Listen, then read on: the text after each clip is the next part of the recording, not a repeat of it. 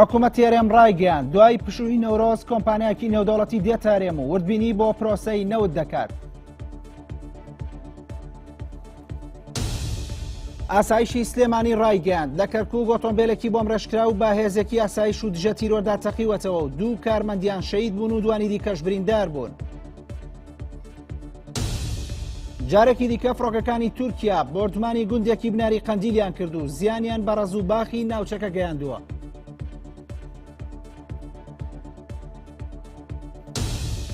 عەبادی ڕایگەیاند بەم زوانە گۆڕانکاری لە کابینی حکوومەتدا دەکا و موقتەدا سەدریش دەڵێت خۆپیشاندانەکان لە بەغدا بەردەوام دەبن.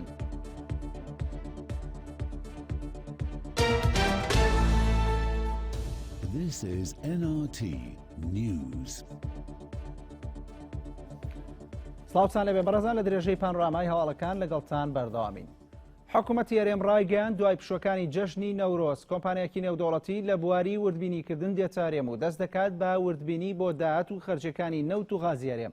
حکوومەتی هەرێم لە ڕاگەیەندراوێکدا ئاماژەی بۆ ئەوە کردووە لە کۆبوونەوەی ئەنجومەنی هەرێمی بۆ کاروباری نەوت و غاز داهاتی چاوەڕوانکراوی نەوت بۆ هەردوو مانگی شوبات و ئازار و وەستانی هێناردەکردنی نەوتی هەرێم و هۆکارەکانی وەستانی هێناردەکردنی نەوتی هەرێم لە ڕێگەی تورکیاوە گفتوگۆی لەبارەوە کرا. لە بەشێکی تری کۆبوونەوەکەدا بابەتی وردبینیکردنی سەرجەم داهاتەکانی پرۆسەی هەناردەکردن و خەرجەکانی نەوت و غازی هەرێم گفتوگۆی لەبارەوە کراوە. ئاماژەی بەوە درا کە دوای پشوەکانی جەژنی نەورۆز و سەری ساڵی نوێی کوردی کۆمپانیایەکی نێودەوڵەتی دەست دەکات بە وردبینیکردنی داهات و خەرجەکانی نەوت و غازی هەرێم. هاوکات باس لە سەردانی شاندی هەرێم کراوە بۆ ئێران کە بە سەرۆکایەتی بریکاری وەزارەتی سامانە سروشتەکان ئەنجام درا و ئەوە خرای ڕوو کە ئەنجومەنەکە بە چاوێکی استراتیژیەوە لەو جۆرە پەیوەندیانەی لەگەڵ وڵاتی ئێران دەڕوانێ و ئەنجامی سەردانەکەشی بە ئەرێنی ناوبرد.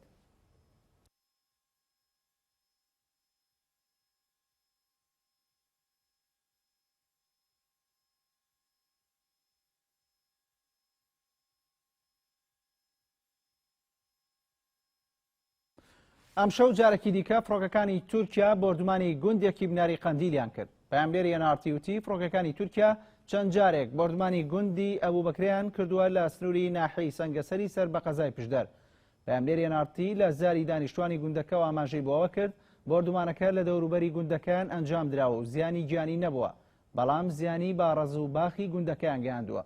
لە ساڵی ڕابردووە فڕۆکانی تورکیا ناوبەناو بۆردمانی ناوچە سنووریەکانی هەرێمی کوردستان دەکەن بە بیانووی بوونی بارگاکانی پەکەکە لەو ناوچانە و بەهۆی بۆردمانەکانیشەوە ساڵی ڕابردوو لە گوندی زارگەلی ژمارەیەک وڵاتی شەید بوون و ژمارەیەکی دیکەش بریندار بوون.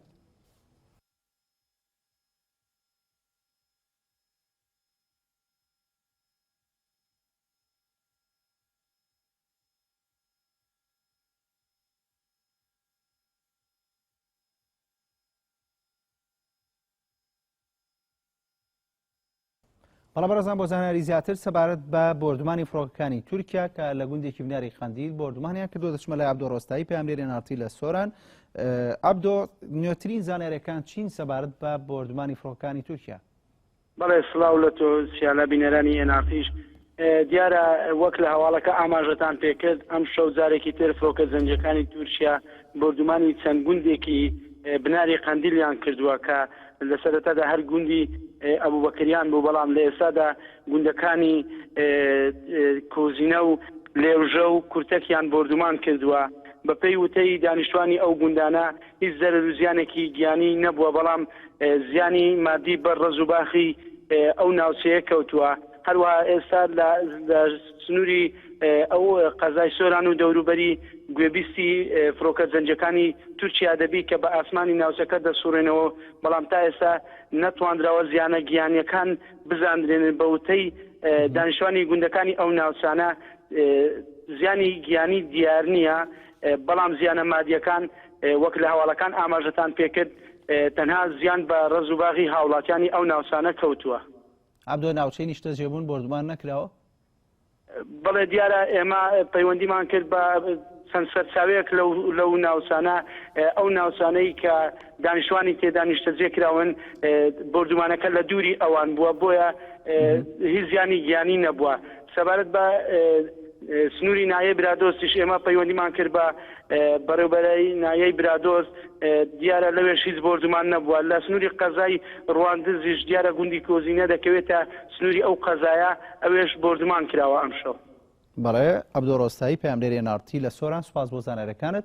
بەڵێ بەرزان سەبارەت بە بردومانی فڕۆکانی تورکیا دەچمە لای هەنگاو محەممەد پەیامدەری NRT لە ڕانیا هەنگاو نوێترین زانەرەکان لای تۆچین. بەڵێ سڵاوتانەوێت دیارە وەک هاوکارم عەبدوو ئاماژەی پێکرد فڕۆکە دەنجەکانی تورکیا ئەمشەو ناری قەندیلیان بردومان کردووە.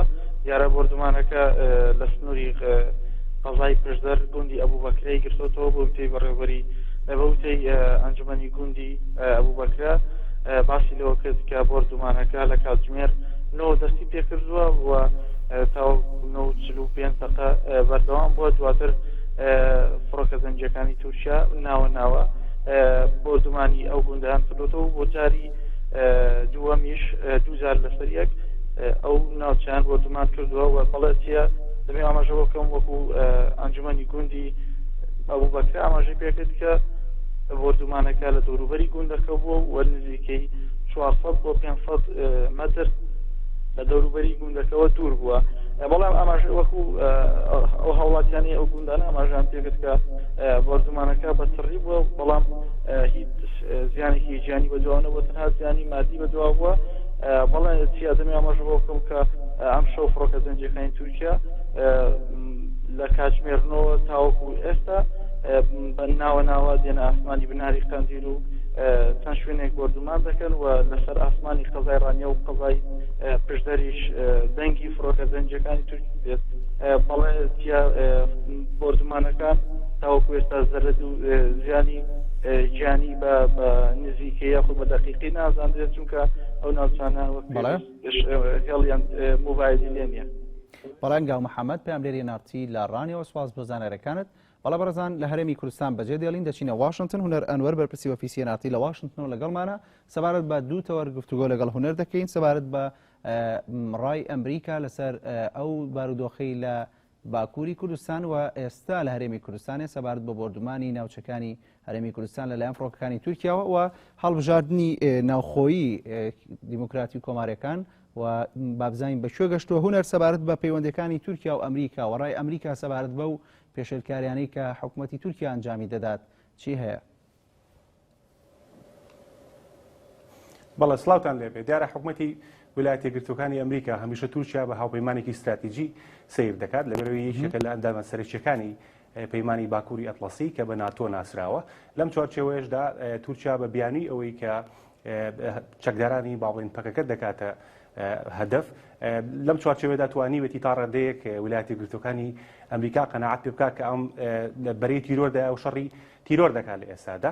بەڵام شەقامی ئەمریشی واتە غەیری حکوومەتی ویلایەتە یەکگرتووەکانی ئەمریکا کۆمەڵێک سیاسی لێرە نیگەرانی خۆیان بەرامبەر دەست پێشخەریەکان و هەروەها پێشێلکاریەکانی حکوومەتی تورکیا بەرامبەر مافەکانی مرۆڤ کە لە باکووری کوردستان پێشەری دەکات چەندین نیگەرانیان دەربڕیوە لەو چوارچێوەیەشدا لە ڕۆژنامەکان هەروەها لە بەشیشی میدیاکانیش بە نیگەرانیەوە سەیری ئەم هەڵوێستەی تورکیا دەکەن. هەرێکی لە چوارچەوەی و هەڵوێستانەدا جۆن کەیسێک کاندیدی سەرۆکایەتی پارتی کۆماری لە لێدوانێکیدا ئاماژەی بەوە کرد کە دەبێت تورکیا ڕێز لە دەنگی خەڵکی کوردستان بگرێت و لەوە تێبگات کە کوردەکانیش هاوپەیمانێکی گرنگی استراتیژی ویلایەتە یەکگرتووەکانی ئەمریکان لەبەرەوە ناکرێت ئەم بابەتە بەو شێوەیە ئیستیغلال بکا و هاوڵاتیانی سیڤیل بکاتە هەدەف لە ئێستادا.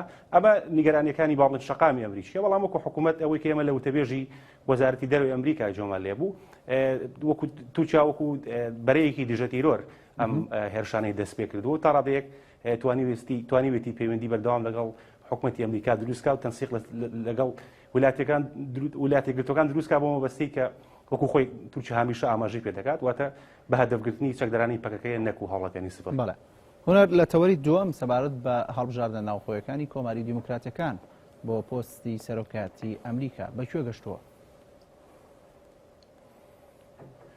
بەڵێ چییە ئەوەی کە تا ئێستا لێرە ئەنجام درراوە لە 21 ویلایەت هەڵبژاردننی سەرۆکایەتی ناوخۆیی حیزبەکان ئەنجام درراوە. لەم ویلایەتانەش تا ئێستا دۆناڵد ترامپ توانیوێتی لە 14 ویلایەت و هەروەها تێد کروس لە 6 ویلایەت و مارکۆ ڕوبیۆ لە یەک ویلایەت ئەمە وەکو کاندیدانی کۆماری جگە لە جۆن کەیسی کە تا ئێستا نەیتوانیوە دەنگی هیچ ویلایەتێک بە زۆرینە بەدەستبێنێت بەمەش ترامپ توانیوێتی 458 ئەندامی کۆنگرەی کۆماریەکان بۆ خۆی مسۆگەر بکە لەگەڵ ئەوەشدا تێت کروس 159 کورسی و مارکۆ ڕوبێش 151 کورسی ئەوەی کە لێرا دەبێمە ئاماژەی پێ بکەین هەر کاندیدێکی کۆماری بۆی بتوانێت زۆرترین دەنگی کۆنگرە بەدەستبێنێت تاکو یەکلایی بێتەوە بۆ کاندیدی سەرۆکایەتی ئەمریکا پێویستی بە 1237 دەنگ هەیە واتە کۆماریەکان هەر کاندیدێکی کۆماری لە کۆنگرە پێویستی بە 1237 هەیە وەکو پێشترم ئاماژەم پێکرد دۆناڵد ترامپ تا ئێستا لە پلەی یەکەمدا کە 458 ئەندامی کۆنگری بۆ خۆی مسۆگەر کردو ئەمە وەکو کۆماریەکان دیموکراتەکانیش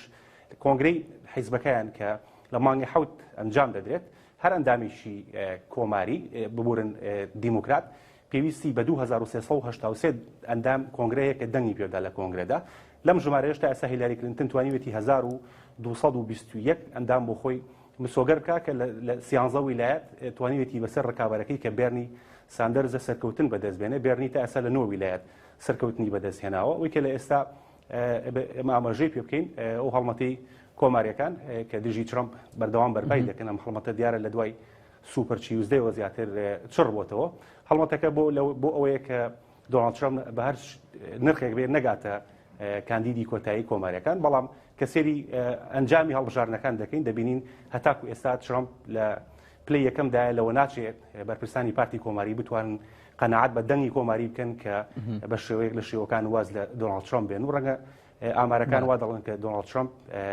ببێتە کاندیدی کۆتایی کۆماریەکان بە تایبەتی لە ڕۆژی 15 مانگ کە لە 5 ویلایەتی گرنگی ئەمریکا هەڵبژاردن ئەنجام دەدرێت کە ژمارەیەک زۆر کورسی لەسرە هەم بەنسبەت کۆماریەکان هەروەها بەنسبەت دیموکراتەکانیشەوە ڕۆژی 15 مانگ ڕەنگە ڕۆژێکی گرنگ بێ بەنسبەت بە تایبەتی دوو کاندیدی تری کۆماری مارکۆ ڕوبیۆ هەروەها جۆن کەیسک چکە لە ویلایەتەکانی خۆیان هەڵبژاردن ئەنجام دەدرێت بەڵام تا ئێستا دۆناڵد ترامپ تەنانەت تەحەدای ئەو دوو ویلایەتەش دەکاو پێی وایە کە دەیباتەوە بە هەمان شێوەش ڕاپرسیەکان ئەومان پێ دەڵێن کە دۆناڵد ترامپ تەنانەت لەو دوو ویلایەتەش دەیباتەوە ئەگەر لە کاتێکدا لەم دوو ویلایەتە ئەو دوو کاندیدەی کە من باسم کرد لەو دوو ویلایەتەش دۆڕان واتە ڕەنگە ڕۆژی کۆتایی بانگەشەی هەڵبژاردنەکانیان بێ و ڕەنگە پاشەکشەی لە هەڵبژاردنی سەرۆکایەتی ئەمریکا بکەن. بەڵێ هونەر سەبارەت بە باڵێن ڕکابەری هیلاری و بێرنی ینی ئەوان زۆرتر لەسەر چی باڵێن بانگەشاکەن؟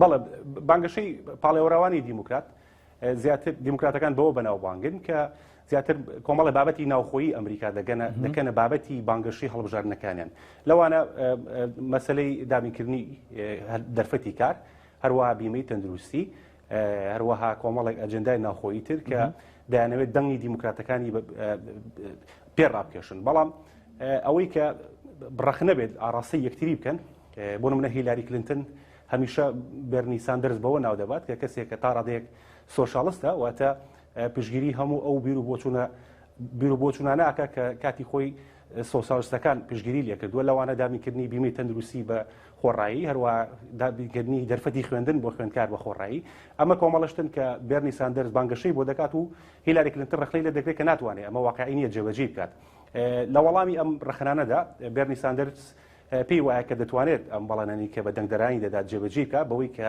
باج لەسەر کۆمپانیا گەورەکانی ئەمریکا زیاد دەکات پارەی ئەم باجە بۆ دامیکردنی ئەو هەلانی کە بەڵێن بە دەنگدەرانی دابینی بکات بە نمونە بیمەی تەندروستی و هەروەها خوێندن بەڵام یەکێک لەو ڕخنانەی تر کە بێرنی ساندەرز هەمیشە ئاڕاستەی هیلاری کلینتنی دەکات ئەوی شەڕی عێراقە شەڕی عێراق کاتی خۆی کە هیلاری کلینتن لە ساڵی 2002 کە سیناتۆری ویلایەتی نیویۆرک بوو لە ئەنجومەنی پیران دەنگی بە شەڕی عێراقداوە و شەڕی عێراقیش ئەتوانرێ بوو ترێ کارەساتیشی گەورەی بۆ ئابووری ئەمریکا و هەروەها خەڵکی ئەمریکا دروست کرد لە ئێستادا چاودێران پێیان وایە بەشێکی دابەزینی دەنگەکانی هیلاری کلینتن پەیوەندی بەو بڕیارەوەیە کە کاتی خۆی پشگیری شەڕی عێراقی کردووە لەم چوارچێوەژە بێرنی ساندەرز تەنانەت لە هەموو دیبیتەکانیا باسی ئەوە دەکات کە ئەو تەنها کاندید بووە کە لە ئێستادا لە پارتی دیموکرات دەنگی بە جەنگی عێراق نەداوە لەبەرەوە دەبێت متمانی پێ بکرێت بۆ سەرۆکاتی ئەمریکا و هیلاری کلینتن دەنگی پێداوە وەلەو هیلاری کلینتن ئێستا پەشیمانە لەو بڕیارەی کە پێشووتر داوێتی دەربارەی شەڕی عێراق بەڵام ئەمە ڕەنگە لای بەشێک لە دەنگدەرانی ئەمریکی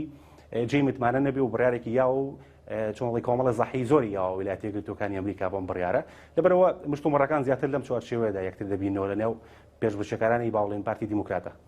بەڵێ هونەر ئەنوەر بەرپرسی ئۆفیسی NRT لە واشنگتن سوپاس بۆ زانەرەکانە. بەردەوامین هەرچەندە ناڕەزایەتیەکانی بەشێک لە مامۆستایان و پزیشکان و کارمەندانی تەندروستی بەردەوامە، بەڵام لە کۆبوونەوەی لیژنەی باڵای ڕوبەڕووبوونەوەی قێرانی داراییدا باسی چاکردنی موچەکانیان نەکراوە، بەڵام بڕیاردراوە خانەنشینی پلە تایبەتەکان بە ڕێشەی لە 150 پاشەکەوت بکرێت لە کاتێکدا ئەو فەرمانبەرانەی موچەکانیان دەگاتە ئاستی موچەی خانەنشینی پلە تایبەتەکان بە ڕێژەی لە 175 پاشەکەوت دەکرێت. حکوومەتی هەرێم بڕیاریدا خانەنشینی پلە تایبەتەکان بە ڕێژەی لە 150 پاشەکەوت بکرێت و ئەو فەرمانبەرانەشی موچەکانیان لە 300,000 دینار کەمترە بڕیاری پاشەکەوتکردن نەیانگرێتەوە. لیژنەی باڵای ڕوبەڕووبوونەوەی قێرانی دارایی کە لە سەرۆکی حکوومەتی هەرێم و جێگرەکەی و چەند وەزیرێک پێکدێت کۆبووەوە و سەرچاوەیەکی بەشدار لە کۆبوونەوەکەش بە NRT ڕاگەیاند پێداچوونەوە بە ڕێژەی پاشەکەوتی هێزەکانی ناوخۆدا کراوە و لەمە دووە بە ڕێژەی لە 130 موچەکانیان پاشەکەوت دەکرێت. هەروەها لە کۆبوونەوەکەدا بڕیاردراوە لەمە دووە پارەی داهاتی نەود نەدرێت بە بانکی کوردستان بۆ گۆڕینەوەی لە دۆلارەوە بۆ دینار، بەڵکو لە چەند ڕۆژی داهاتوودا چەند بانکێکی ئەهلی بانکیەش دەکرێن و بە پێی ڕێنمایی وەزارەتی دارایی پارەی داهاتی نەود دەگۆڕن و سوودەکەشی بۆ حکوومەت دەبێت. هەرچەندە تا ئێستا ناڕەزایەتی و مانگرتنی بەشێک لە مامۆستایان و پزیشک و کارمەندانی تەندروستی بەردەوامە، بەڵام لە کۆبوونەوەکەدا هیچ بڕیارێک لەبارەی موچەکانیانەوە نەدراوە، هەرچەندە پێشتر بەڵێنیان پێدرا بوو موچەکانیان بۆ چاک بکرێت. بڕیارەکەی حکوومەت بۆ پاشەکەوتکردنی موچەی پلە تایبەت بە ڕێژەی لە 150 لە کاتێکدایە. فەرمانبەری ئاسایی و مامۆستایانی زانکۆ و ئەوانی تر کە پلە تایبەت نین موچەکانیان بەقەت پلە تایبەتەکانە و بە ڕێژەی لە 175 پاشەکەوت دەکرێت.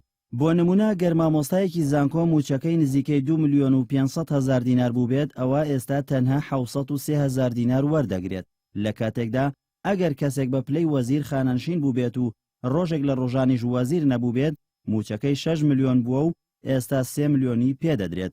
بەشێک لە چاودێران دەڵێن بەم بڕیارەی حکوومەتدا دەردەکەوێت کە حکوومەت نایەوێت وەک پێویست دەستکاری موچەی کەسانی سەر بە حزبەکان بکات، چونکە بەشێکی زۆر لە خانەنشینانی پلە تایبەتەکان کەسانی سەر بە حزبەکان و بە بڕیاری حێزب خانەنشین کراون و هەشیانە ڕۆژێک دەوامی نەکردووە و خانەنشین کراوە. زوتنەوەی گۆڕان جەخت دەکاتەوە کە بە هیچ شێوەیەک سازش لە سەر گۆڕانکاری لە سیستەمی سیاسی و چاکسازی لە حکوومەتدا ناکەن لە ناو دەسەڵاتدا بن یاخود لە دەرەوەی دەسەڵات. ئەو کات کۆمەڵی ئیسلامی ڕایگەیاند هەر هەنگاوێک بۆ دروستکردنی حکوومەتی زۆری نەبنرێت گەڕانەوەی بۆ دواوە و کۆمەڵیش بژاردەی ئۆپۆسیۆن بوون لە بەردەمیدا کراوەیە. کۆبوونەوەی لایەنەکان و هەوڵەکان نەیتوانی دۆخی سیاسی هەرێم ئاسایی بکاتەوە، بۆیە لە ئێستادا بژاردەی هەڵۆشانەوەی حکوومەت و پرسی دروستکردنی کابینەیەکی نوێ باسی ناو کۆبوونەوەی لایەنەکانە. پارتی وێچێتی دوای کۆبوونەوە دووقۆڵیەکەیان تا ئێستا بە فەرمی باسی ئەوەیان نەکردووە کە بیانەوێت حکوومەتێکی نوێ بە هاوبەشی دروست بکەن، بەڵام بزوتنەوەی گۆڕان لە ئێستاوە باسی ئەوە دەکات هەر حکوومەتێک بەبێ ئەوان دروست بکرێت گۆڕان لەسەر پرۆژە چاکسازیەکانی ڕابردووی سوور دەبێت. پارتی دیموکراتی کوردستان بۆی دەرکەوتووە کە لە بەرژەوەندی ئەودانیە ئێمە بچین لەگەڵ ئەوان بە هاوبەشی ئەو پرۆژە چاکسازی و بەرنامە چاکسازی سیستمی حکومڕانی جێبەجێ بکەین. ئێستاش ئەگەر پارتی دیموکراتی کوردستان و هەر لایەنێکی کە بڕیاری ئەوە بدەن کە ئەوان بوو خۆیان سیستمی حکومڕانی بەڕێوە بەرن و ئێمە ئیتیان نەبین، ئێمە هەر لەسەر بەرنامە و پرۆژەکانی چاکسازی و گۆڕینی سیستمی حکومڕانی و شێوەی ئیدارەدانی حکم لەم هەرێمە بەردەوامە بین، چونکە پێمان وایە ئەمە لە بەرژەوەندی خەڵکی کوردستان و نەوەکانی داهاتوشمانە. کۆمەڵی ئیسلامی کوردستان لەگەڵ بزوتنەوەی گۆڕان ئەم دوو حەزبە لە دوای ڕێگریکردن لە گەڕانەوەی سەرۆکی پەرلەمان بۆ هەولێر و دوورخستنەوەی وەزیرەکانی گۆڕان هەڵوێستەکانیان زیاتر لە یەک نزیک بۆتەوە. بەرپرسانی ئەم دوو حەزبە بۆ یەک هەڵوێستیان چەندین کۆبوونەوەی دووقۆڵیان ئەنجام داوە. ئێستا کۆمەڵ دەرگای بۆ بڕیاری ئۆپۆزیسیۆن بوون کردووەتەوە و چاوەڕوانی گۆڕانکاری دۆخە سیاسیەکە دەکات.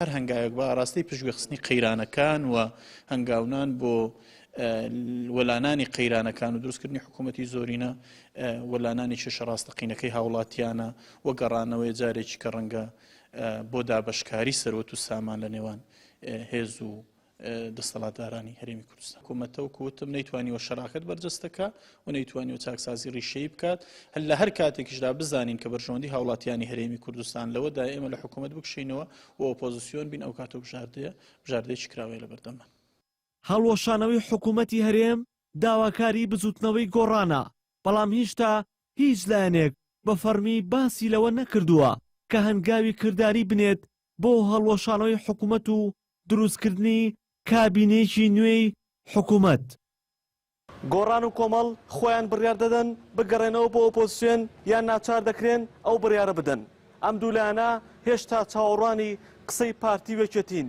تاوەکو دوای هەڵوێستەکەی ئەوان ئەمانیش خۆیان یەکلایی بکەنەوە کە بڕیاری کۆتایی لەبارەی ئۆپۆزیسیۆن بوونەوە بدەن یاخودنا. هێمن مەحموودیان ئارتی سلێمانی. لەسەر ڕێگای کەرکووک سلێمانی ئۆتۆمبیلێکی بۆم ڕێژکرا و بەهێزێکی ئاسایشدا تەقیەوە بەهۆیەوە دوو کارمەندی هێزەکە شەهید بوون و دوو کارمەندی دیکەش بریندار بوون. ئاسایشی سلێمانی ڕایگەیاند هێزێکی بەڕێوەبەرایەتی ئاسایشی سلێمانی و دژە تیرۆر ئۆتۆمبیلێکی بۆم ڕێژکراویان لەسەر ڕێگای کەرکووک سلێمانی گەمارۆدا و چەند داواکراوێکیان دەستگیر کردووە. بەڵام لە کاتی پوچەڵکردنەوەیدا ئۆتۆمبیلە بۆم ڕێژکراوەکە تەقیوەتەوە و بەهۆیەوە دوو کارمەندی ئاسایشی سلێمانی شەهید بوون و ئەفسەرێک و کارمەندێکی دیکەش بریندار بوون. هاوکات پێیانبێریان ئارتی لە شوێنی ڕووداوەکەوتی تەقینەوەکە لە بەردەم بەڕێوەبەرایەتی پۆلیسی هاتوچۆی کەرکووک ڕوویداوە کە دەکەوێتە سەر ڕێگای کەرکووک سلێمانی. سەرۆکوەزیرانی عێراق ڕایگەیاند بەم زوانە گۆڕانکاری لە کابینەی حکوومەتدا دەکا و ناوی کاندیدە نوێەکانیشی بۆ وەزارەتەکان ئاشکرا دەکات. حەیدەر عەبادی لە وتەیەکیدا ڕایگەیاند کاندیدەکان کەسانی پسپۆڕ و لێهاتوون و گۆڕانکاریەکانیش لە چوارچێوەی دەستوردان بە جۆرێک گاوبەشی سیاسی لە نێوان سەرجەم پێکاتەکانی گەلی عێراق و نوێنەرە ڕاستەقینەکانی لە بەرچاو گرتووە. تیشی پشگیری تەواویان پێشکەش بە دەسەڵاتی دادوەری و دەستەی نەزا و دام و دەستگاکانی چاودێریکردن کردووە تا بەو پەڕی هێزیانەوە ڕۆڵی خۆیان ببینن. داواشی کرا وڵاتیان و کەناڵەکانی ڕاگەیاندن هاوکاریان بکەن لە ئاشکراکردنی کەسانی گەندەڵ و بەرتیلخۆر کە کاری وڵاتیان لە فەرمانگەکانی حکوومەتدا پەک دەخەن. عەبادی ڕاشیگەیان ئەنجامدانی چاکسازی بە هاوکاریکردن دەبێت نەک تێکدانی ئاسایشی بەغدا و پارێزگاکانی تر. تیشی بە هیچ شێوەیەک ڕێگە بە دیاریدەی چەکداری نادات لە دەرەوەی دەسەڵاتی حکوومەت و ڕێگەش نادات ئاسایشی وڵاتیان بخرێتە مەترسیەوە و چەکدارەکان خاڵەکانی پشکنین پەراوێز بخەن. عەبادی ئاماژەی بۆ ئەوەش کرد لەگەڵ خۆپشاندانی ئاشتیانەدان و پشتگیری لە داواکاری خۆپشاندەران دەکەن. تاکید لەسەرەوەکەینەوە گۆڕانکارێ وزارەیە ناوەڕۆکیەکان دەکەین بەم زوانە ناوی وەزیرە پیشەیەکان دەخینە ڕوو بە پێی بنەما دەستوریەکان کە تاکید بکاتەوە لەسەر شەراکەتی سیاسی لە نێوان پێکاتەکانی عێراقا. قسە لەسەر لەگەڵ سەرجەم کوت لە سیاسەکان کراوە لە ئەنجومەنی نوێنەران و کوت لە سیاسەکان کارنامەی چاکسازیمان پێشکەش کردوون. لە بەرامبەردا موختەدا سەدر وەلامی حەیدەر عەبادیدایەوە و ڕایگەیاند خۆپشاندانەکان بەردەوام دەبن و چەند دەرفەتێکی دیکەش دەدەنە حکوومەت بۆ ئەنجامدانی چاکسازی و بنەبڕکردنی گەندەڵی. موختەدا سەدر سەرۆکی ڕەوتی سەدر لە وەڵامی حەیدەر عەبادی سەرۆکوەزیرانی عێراق ڕایگەیاند ئەگەر چاکسازیەکان ئەنجام دران و تەنها لێدوان نەبوون ئەوە هەنگاوی داهات و پشگیری دەوێت لە حکوومەت بە پێچەوانەشەوە گەل لێدوانەکان بۆ بێوەشکردن بن ئەوە گەلی عێراق بڕیاری خۆی دەدات لەکوێ خۆپشاندانەکان ئەنجام دات. ڕاشگەیان لە بەر بەرژەوەندی گشتی و ئامادەی حکوومەت بۆ جێبەجێکردنی داواکاریەکانی خۆپشاندەران لە بری ناوچەی سەوز خۆپشاندانەکان لە گۆڕەپانی تەحریر بەردەوام دەبێت. لە دوو هەینی ڕابردوودا لایەنگرانی ڕەوتی سەدر لە گۆڕەپانی تەحریر و دەواازەکانی ناوچەی سەوزی بەغدا خۆپشاندانیان ئەنجامدا و موختەدا سەدریش هەڕەشەی چوونە ناو ناوچەی سەوزی کرد ئەگەر بە زووترین کات عەبادی ئەو چاکسیازیانی ئەنجام نەدات کە بەڵێنی داوە.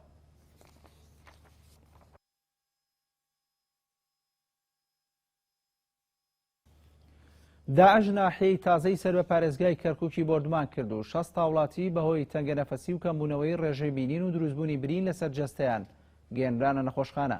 پارێزگاری کەرکووکیش ڕایگەیاند لەو بۆمبانەدا کە چەکدارانی داعش ناحی تازەیان پێ بۆردمان کردووە مادەی کیمیایی تێدا بووە.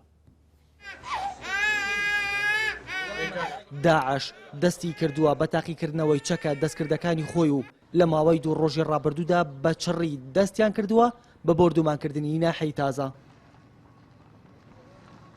تۆپی جەهەنەم ناوی ئەو چەکە نوێی داعشە کە بە سوودوەرگرتن لە بوتڵی غاز دروستی کردووە و بەهۆی زیانەکانی ئەو چەکەوە لە ماوەی 24 کاتژمێری ڕابردوودا نزیکەی 60 هاوڵاتی دانیشتووی ناحەی تازە خوورمات و ڕەوانەی نەخۆشخانە کراون و بە وتەی پسپۆڕانی تەندروستی ژیانی بەشێکیان لە مەترسیدایە.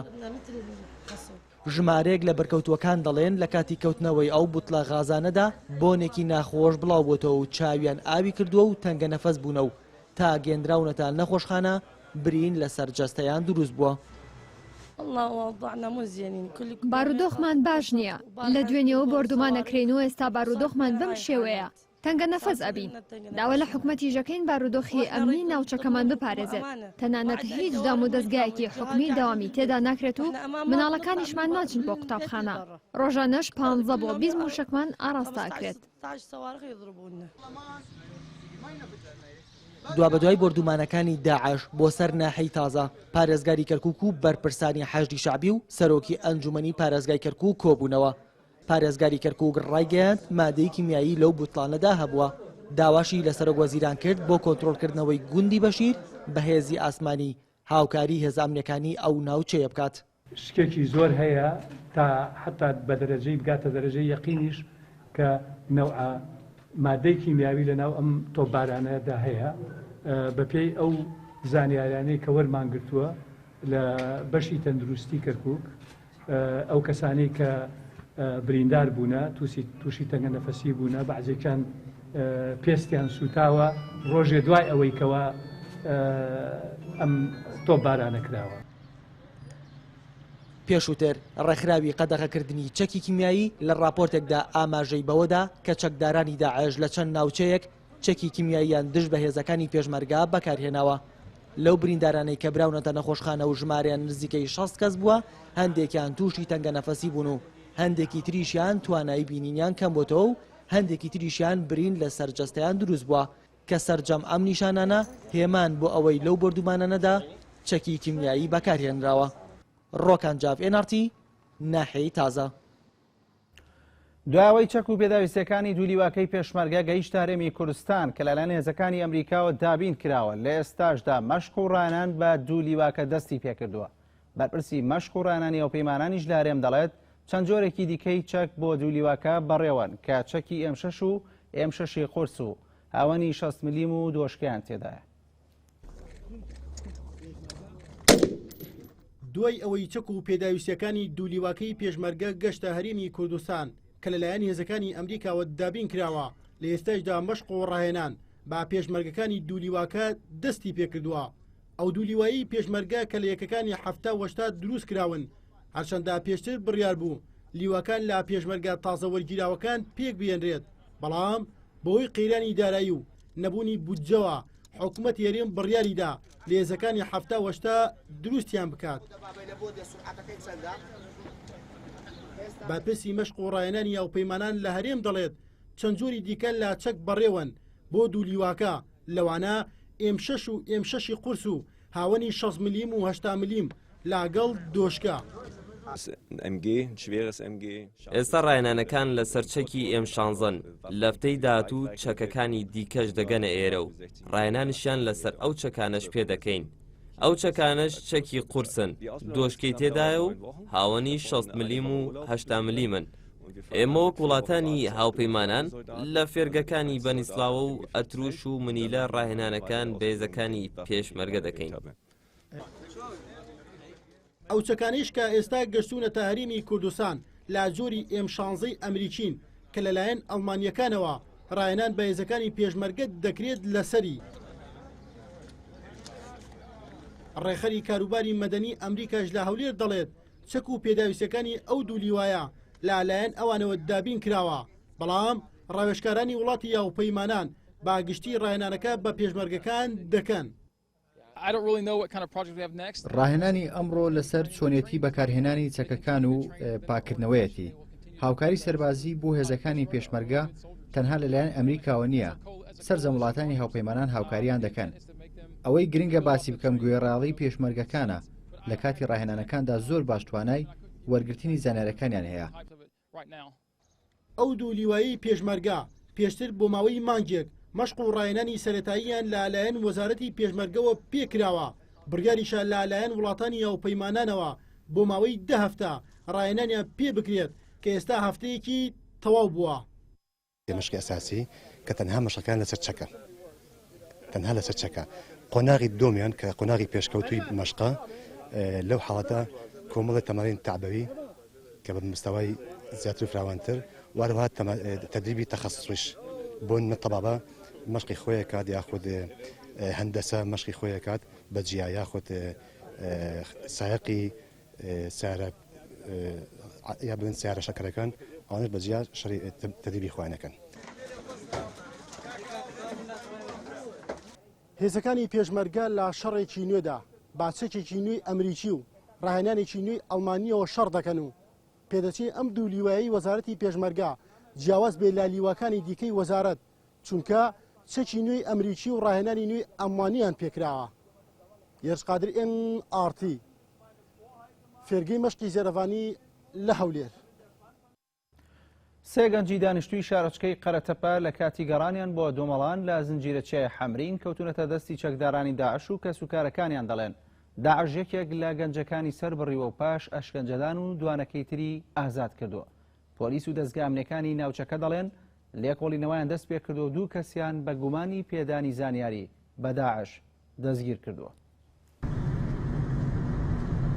لە کاتی گەڕانیان بۆ دۆمەڵان لە زنجیرەچیای حەمرین سێ گەنجی دانیشتووی شارۆچکەی قەرەتەپە کەوتونەتە دەستی چەکدارانی داعش و کەسوکارەکانیان دەڵێن داعش یەکێک لەو گەنجانیان سەر بڕیوە.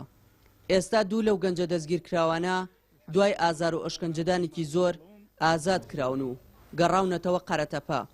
خسراني لأن أخوي بريء وما عنده مضرة على أي أحد. براکەی ئێمە چوو بوو بۆ دۆزینەوەی دۆمەڵان داعش گرتی. براکەم هیچ تاوانێکی نەبوو بە دڕندەترین شێوە داعش دوای 3 ڕۆژ کوشتی.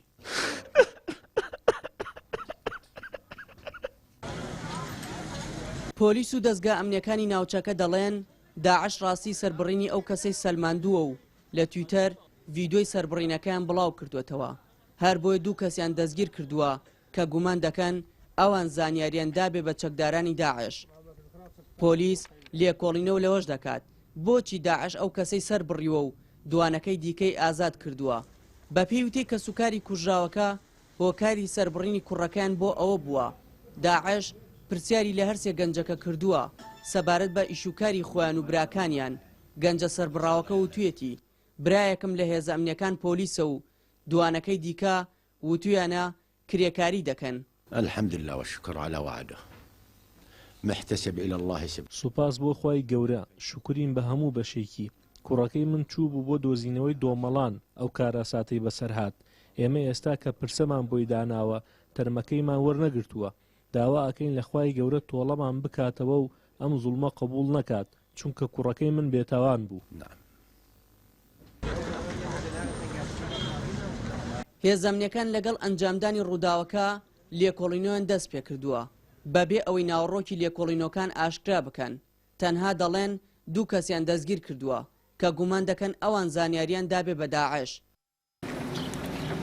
بێجگە لەمانە پۆلیسی قەرەتەپە بەناو گەڕەک و کۆڵانەکانی شارۆچکەکەدا ژماری پۆلیس و مەفرەزەکانی زیاد کردووە چونکە داعش هەڕەشی لە خەڵکی شارۆچکەکە کردووە کە بەڵای خراپتریان بەسەردێنێت. یەکێکیان سەر بڕیوە ئەوە لە فەیزوک دابەزیەوە کیان سەر بڕیوە و دوانیانیش هاتە تۆ سەر و بەچکیان شکیا وڵای هێزامنیەکانی ساکە تقریبەن ئیمڕۆ 3 ڕۆژە تحقیقەکەن لە ناو بازار و لە دەرەوەی شار و لەگەڵ حەجی شعبیە. کەسوکاری گەنجە سەربڕاوەکە کە عەرەبی سونن لە ترسی هەڕەشەکانی داعش بۆ سەر پرسەی کوڕەکەیان چاودێری وردی ئەو کەسانە دەکەن کە دەچنە پرسەکەیانەوە. هەروە بنکەی پۆلیسی ناحیەکەش چەند پۆلیسێکی بۆ چاودێریکردنی پرسەکە داناوە. ئەو دوو گەنجەشی کە داعش ئازار و ئەشکەنجەی داون لە قسەکردن کەوتون و ئێستا لەژێر چاودێری وردی تەندروستیدان. دیار جەمالێن ئارتی شارۆچکەی قەرەتەپە. خاوەن مۆلی داهلیەکانی سلێمانی دژی دیاریکردنی نرخی نوێی ئەمپێری کارەبا لە بەردەم پارێزگا گرتبوونەوەیکیان ئەنجامدا و داوایان کرد نرخەکان وەک پێشووی لێ بکرێتەوە. ماوەی 48 کاتژمێر مۆڵەتیان داوەتە حکوومەت و هەڕەشەی ئەوە دەکەن کە کارەبا نادەنا وڵاتیان. کەمکردنەوەی نرخی ئەمپێرەکانی مۆلیدە ئەهلیەکان خاوەنەکانی هێنایە سەر شەقام و لە بەردەم پارێزگای سلێمانی گردبوونەوەیکیان ئەنجامدا. خاوەنی مۆلیدە ئەهلیەکان دەڵێن ئەو نرخەی بۆیان دیاری کراوە زۆر کەمە و ناتوانن بەو جۆرە کار بکەن چونکە نرخی سوتەمەنی و پارچەی یەدەگی مۆلیدەکان هێشتا کەم نەکراونەتەوە. دەژڵێن لە توانایەندایە بۆی قەیرانی داراییەوە تەنها 1000 دینار لەو نرخەی ئێستا هەیە کەمتر وەربگرن. ئێمە یەکەم داواکاریمان نرخێک دیاری بکرێ بەرژەوەندی هاوڵاتی بێ و بەرژەوەندی شاری سلێمانی بێ و سێم خاڵیش بەرژەوەندی خاوەن مۆلی دەبێ چونکە ئێستا وەکو ئێمەی خاوەن مۆلیدا هیچ شتێک لە بازاڕە بۆ ئێمە دانەبەزیوە. ئێمە ئەشیای یەدەک دانەبەزیوە، یەکێک لە خاڵەکان گاز وایل دانەبەزیوە، کرێی مشەخیل ئێمە دامان نەبەزانە، هیچ شتێک بۆ ئێمە دانەبەزیوە. بەشێک لە خاوەنی مۆلیدەکان جیاوازتر قسە دەکەن و ماوەی 48 کاتژمێریشیان وەک مۆڵەت داوە بە حکومەت کە گەربێت و نرخەکان وەک پێشووی لێ نەکرێتەوە لە کاتژمێر 4 ڕۆژی هەینی و کارەبا لە هاوڵاتیان دەکوژێنەوە و تا داواکاریەکانیشان جێبەجێ نەکرێت مۆلیدەکانیان داناگیرچێن. ئەوان لەوانەیە لە 48 بە ئێمە بکەن بە 35 ئێمە تا سپین یا کۆبوونەوەیەکی تر هەیە ئەگەر قەرار بن لەگەڵمە لەگەڵمانە کۆبنەوە کۆبینەوە قەرار نێن ئێمە لە 48 سعاتە ڕۆژی جمعە سعات 4 عەسر کارەبا لە هەموو هاوڵاتی سلێمانی کوشێنین. کەمکردنەوەی نرخی ئەمپێرەکانی کارەبای مۆلیدە ئەهلیەکان لە چوارچێوەی ئەو پرۆژێدایە کە پارێزگای سلێمانی دەستی پێکردووە بۆ کەمکردنەوەی نرخی کەرەستە و پێداویستەکانی هاوڵاتیان. جێگری پارێزگاری سلێمانیش دەرباری ناڕەزایی خاوەن مۆلیدەکان دەڵێت نرخی سوتەمەنی و هەموو پێداویستەکانی مۆلیدەکان کەم کراوەتەوە بۆیە دەبێت مۆلیدەکانیش نرخ کەم بکەنەوە. دەژڵێت ئەوانەی دەڵێن کار ناکەین خەڵکی تر لە شوێنیان دادەنرێت و بەو نرخە نوێش کار دەکەن. ئەم نرخە لە هامشی ڕبحی قانزاجی ئەوان دابەزیەوە نەکەوێتە زەرەر کە نرخی گاز دابەزی ئەبێ نرخی ئەمپێریش دابەزێ. لە کاتیشا ئەوان هەر بڵێن ئێمە نایکەین و نایکەین چارەسەریکە هەیە، چارەسەریکەوەیە سەدەها داواکاریمان هەیە بەو نرخە تازەیە کە بێن مۆلیدەی ئەهلی بکەن. مانگەکانی ڕابردوو مۆلیدە ئەهلیەکان بۆ هەر کاتژمێرێک 48 دیناریان لە بەرامبەر ئەمپێرە کارەبادا وەردەگرت، واتە لە بەرامبەر ئەو 160 کاتژمێری مانگی ڕابردوو کە کارەبایان دابوو بە هاوڵاتیان دەیانتوانی ئەمپێری 7500 دینار وەربگرن. بەڵام بەپێی خشتە نوێکە بۆ ئەم مانگە ئەمپێری کراوە بە 4750 دینار لە بەرامبەر پێدانی 145 سعات کارەبادا و مۆلیدە ئەهلیەکانیش دەڵێن بە 6000 دینار کەمتر ناتوانن کار بکەن. هاوکاریاسین NRT سلێمانی. کاتژمێرەکەی ناوبازاڕی شاری هەولێر 6 مانگە لە کار کەوتووە. سەرۆکی شارەوانیەکی هەولێریش دەڵێت بەهۆی کاریگەری قەیرانی داراییەوە کەلوپەلەکانی گران و ناتوانن چاکی بکەنەوە. 6 مانگە دەنجی کاتژمێرە گەورەکەی ناو هەولێر نابیسرێ کە هەموو سەرسەعاتێک بە زەنگی خەڵکی ئەو ناوچەی ئاگادار دەکردەوە کە کات هەیە. ڕەنگە کەس بیری بۆ ئەوە نەچوو بێ کە ئەم کاتژمێرەش دەبێتە قوربانی قەیرانی دارایی. بەڵام ئێستا ئەویش بەهۆی کاریگەری قەیرانەکە لە کار کەوتووە و جارێ دیار نییە کەی چاک دەکرێتەوە.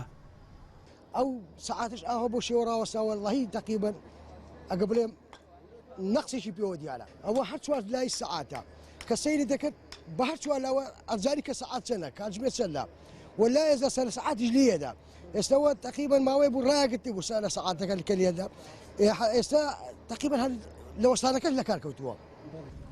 دوکاندار و ڕێبوارانی ئەم ناوچەیە کە کاتژمێرەکەی لێدانراوە دەڵێن لە کارکەوتنی بۆتە جێ سرنجی گەشتیارانی بیانیش کاتێک کە دەبینن کار ناکات دەڵێن ئەی بۆچی دانراوە.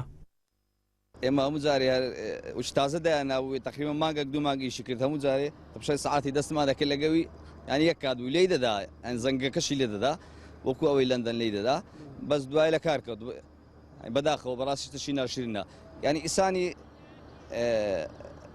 غریبە بێرەدانی ئیسانی ئەزنەبی دێنێ کە سەیری دەکەن شتەشی ناشرینە زۆر بەڕاستی کەیش ناکە.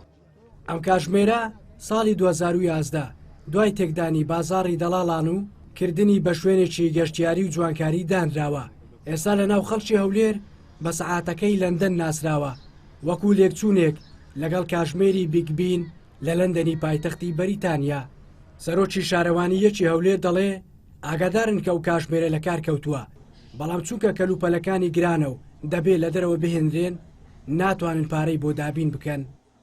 ئەندازیارێکی تایبەتمان بۆ ئەو سەعاتە بە گرێبەست دانابوو چاودێری ئەو ساعتی دەکرد هەر کێشە و هەر گری گرفتێکی هەبواە چارەسەری دەکرد بەڵام لەبەر ئەو قەیرانی داراییە و نەمانی پارەی گرێبەست و شتەکانوانە ئەو ئەندازیاری ئێستا وازی لە کارەکە هێناوە بە گوێرەی قسەی سەرۆکی شارەوانی یەکی هەولێر ئەو ئەندازیارەی تەرخان کرابوو تا چاودێری ئەو کاژمێرە بکات ئێستا وازی لە کارەکەی هێناوە ئەو کاژمێرە لە وڵاتی چین دروست کراوە و لەگەڵ دیواری بازاڕەکە 480 میلیۆن دیناری تێدا خەرج کراوە بەرزەکەی نزیکەی 18 مەترە و پانیەکەشی 3 مەترە شیراز عەبدوڵڵا NRT هەولێر گەشتی ناکۆتایی و گرنگترین ناونشانەکانتان بیردێنمەوە. حکوومەتی هەرێم ڕاگەیاند دوای پشووی نەورۆز کۆمپانیایەکی نێودەوڵەتی دێتە هەرێم و وردبینی بۆ پرۆسەی نەوت دەکات.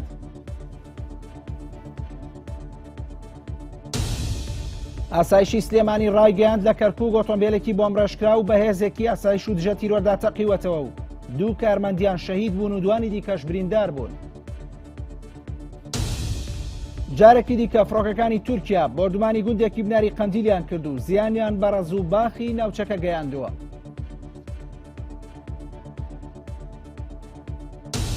عەبادی ڕایگەیاند بەم زوانە گۆڕانکاری لە کابینەی حکوومەتدا دەکات.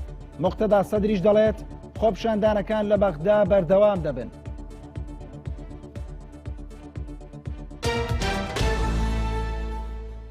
هەواڵ و زانەری زیاتر سەردانی دیجیتال میدیای NRT و پێیجەکانی NRT بکەنە تۆڕە کۆمەڵاتەکاندا. شاد و کامەران بن.